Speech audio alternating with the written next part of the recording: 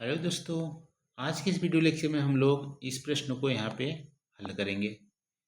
यहाँ पे प्रश्न में क्या पूछ रहा है कि विश्व जलवायु के कोपेन के वर्गीकरण के अक्षांशीय वितरण का वर्णन कीजिए।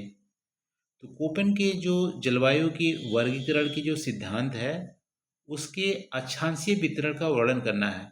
अक्षांशीय वितरण का मतलब है कोपेन के प्रणाली में जो हमारे मेजर जो क्लाइमेटिक जो ग्रुप हैं जिसको कैपिटल लेटर से हम रिप्रेजेंट करते हैं ए टू ई तक, इसी को आपको डिस्कस करना है। यहाँ पे एक बार समरी जैसा मैं बता देता हूँ, फिर इसको डिटेल में हम लोग डिस्कस करेंगे। मान लो ये हमारा अर्थ है, ठीक है, ये इक्वेटर है।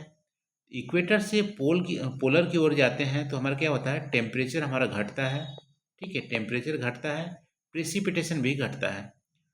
तो कोपेन ने जो अक्षांशीय वितरण किया है वो हमारा उसके लिए कैपिटल लेटर यूज किया है ए टू ई। देखो ए वाला जो हमारा रीजन है, ए हमारा इक्वेटर के पास वाला जो क्लाइमेट है उसके लिए ए यूज किया कोपेन ने, जहाँ पे टेम्परेचर भी ज़्यादा होता है और प्रेसिपिटेशन भी ज़्यादा होता है। तो 0 से 15 डिग्री लेटीट्यूड तक जो क्लाइमेटिक है उनके लिए कोपेन ने ए यूज किया है। फिर आप देखोगे 15 से 25 तक जो हमारा डिजर्ट वाले एरिया है उसके लिए कोपेन ने कैपिटल बी क्लाइमेट बोला है। फिर 25 से 30 25 से 45 तक, ठीक है, 25 से 45 तक के लिए कोपेन ने कैपिटल सी यूज किया है। 45 से 60 तक के लिए जो क्लाइमेटिक जो हमारा रीजन है उसके लिए कैपिटल डी यूज किए हैं, और 60 से 90 तक के लिए पोलर क्लाइमेट के लिए कैपिटल यूज किया है कोपेन ने। तो इसी को आपको यहाँ पे इस क्वेश्चन में आपको समझाना है, डिटेल में आपको डिस्कस करना है। तो इंट्रोडक्शन पार्ट में आप परिचय पार्ट में आप कोपेन के बारे में थोड़ा बता सकते हैं कि कोपेन एक जर्मन जलवायु विज्ञानी थे जिसका पूरा नाम था व्लादिमीर कोपेन। इनके द्वारा जलवायु वर्गीकरण के जो प्रणाली है वो विकसित की गई थी, और इनका जो थ्योरी है उसका बेसिस है तापमान और वर्षा के आधार पर इन्होंने विश्व की जो जलवायु है उसका वर्गीकरण किया था। और तापमान और वर्षा के आधार पर जो हमारा वेजिटेशन होता है या हमारे जो जंगल होते हैं, वन होते हैं, वो हमारा डिसाइड होता है कि किस टाइप के वन होंगे। तो वन को, तापमान को, वर्षा को ए बेसिस मानकर कोपेन ने जो विश्व की जलवायु में अलग अलग ग्रुप बनाया, अलग अलग टाइप की जलवायु का वर्गीकरण किया, और इसका अक्षांशीय स्थिति के अनुरूप में मेनली आप देख सकते हो कोपेन की जो क्लासिफिकेशन है अक्षांशीय स्थिति के अनुरूप है। और क्योंकि अक्षांशीय स्थिति जैसे चेंज होती रहती है, इक्वेटर से पोलर की ओर जाते हैं तो हमारे वैसे ही टेम्परेचर घटती है। टेम्परेचर जब घटेगी तो मेन फैक्टर है क्लाइमेट का डिसाइड करने का टेम्परेचर और रेनफॉल।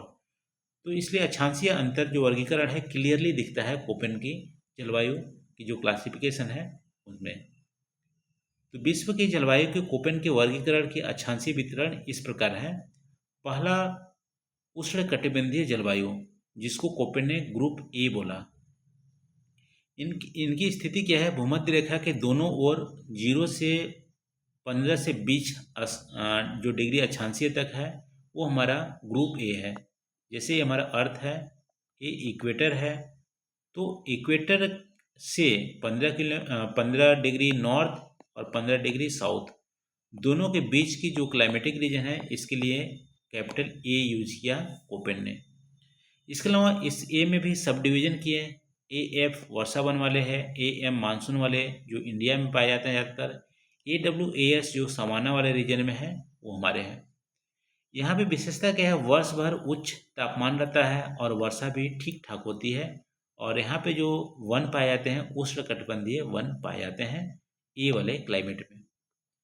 दूसरा अक्षांशीय वितरण हमारा है ग्रुप बी, जिसको शुष्क जलवायु प्रदेश भी बोलते हैं। इनका जो अक्षांशीय मान है 20 से 35 डिग्री। मान लो ये हमारा अर्थ है और ये हमारा इक्वेटर है, तो 20 से 25 डिग्री जो हमारे लैटीट्यूड है वहाँ पे जो डिजर्ट पाया जाता है, जैसे सवाना का डिजर्ट हो गया, ये हमारा शुष्क जलवायु है, उसको ग्रुप बी बोला, जैसे सहारा, थार का डिजर्ट, ये हमारा ग्रुप बी वाले में आ जाएंगे। बी को भी अलग सब डिवीजन किए हैं। BWH मतलब गर्म मरुस्थल वाले, WK को शीत मरुस्थल के लिए, और SHSK जो है स्टेपी जो हमारे क्लाइमेट हैं, ये भी हमारे मरुस्थल वाले हैं, उनको सब डिवाइड किया। इनकी विशेषता क्या है कि यहाँ पे इवेपोरेशन ज़्यादा होता है, वाष्पीकरण ज़्यादा होता है, कम वर्षा होती है और तापमान उच्च रहता है। फिर तीसरा जो हमारे अक्षांशीय जो हमारे वर्गीकरण है कोपेन का, वो हमारा है ग्रुप सी। इसको हिंदी में बोलते हैं समशीतोष्ण जलवायु। बहुत ज़्यादा गर्म भी नहीं रहता है, ठंडा रहता है, ठीक है, इसलिए समशीतोष्ण जलवायु बोलते हैं।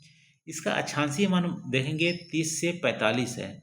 30 से 45 जो हमारे अक्षांशीय है महाद्वीप में, वो हमारा समशीतोष्ण जलवायु है।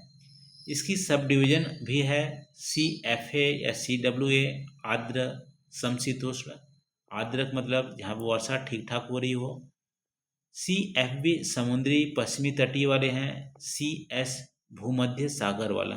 भूमध्य सागर में मेडिटेरियन सी के आसपास जो है क्लाइमेट है, जहाँ पे बागवानी ज़्यादा होती है, वो हमारा CS वाला कैटेगरी है। फिर आप देखोगे जो अक्षांशीय जो नेक्स्ट हमारे वितरण है चौथा, वो हमारे हैं महाद्वीपीय जलवायु या ग्रुप डी। इसके अक्षांशीय मान आप देखोगे 40 से 70, ठीक है। अभी तक ये हमारा इक्वेटर के पास वाला ए हो गया, फिर उसको ऊपर जाएंगे तो बी हो गया, फिर उसके ऊपर जाएंगे सी हो गया, फिर उसके ऊपर जाएंगे तो डी जलवायु हो गया, फिर उसके ऊपर जाएंगे तो ई जलवायु हो गया। इस तरह से अक्षांशीय जो वितरण है कोपेन का है। तो ग्रुप डी हमारा क्या है, इसकी स्थिति आप अक्षांशीय स्थिति आप देखोगे 40 से 70 डिग्री अक्षांश है, जो उत्तरी गोलार्ध के महाद्वीपीय आंतरिक भागों में पाए जाते हैं, जैसे गोबी या चाइना वाला जो एरिया है। इसमें आर्द्र महाद्वीपीय को DFA या FB यूज करते हैं। DFA आपको अरुणाचल प्रदेश वाला जो हमारे एरिया है वहाँ पे भी पाया जाता है।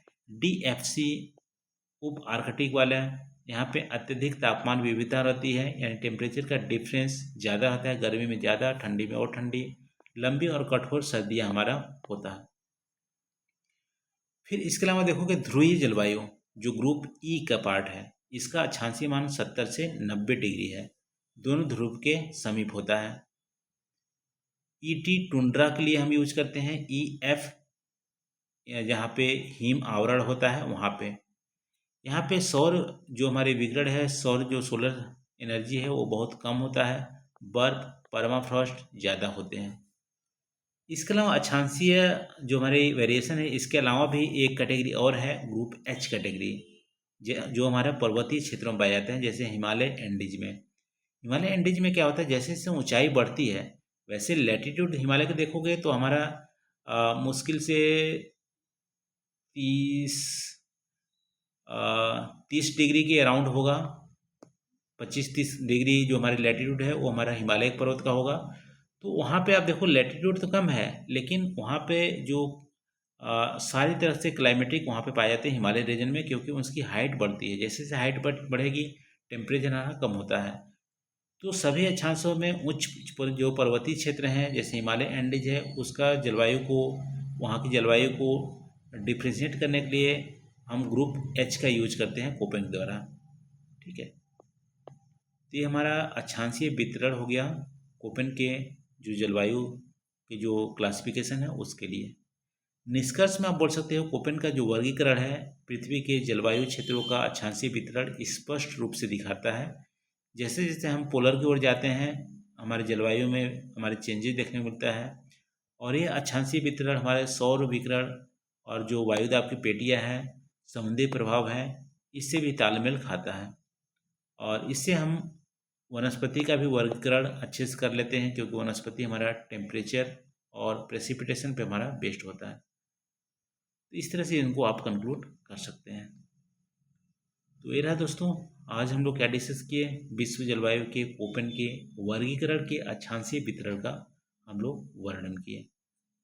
वीडियो कैसी लगी आप कमेंट करके जरूर बताइएगा। Thank you for watching. मिलते हैं अगले वीडियो में नए टॉपिक के साथ। Thank you.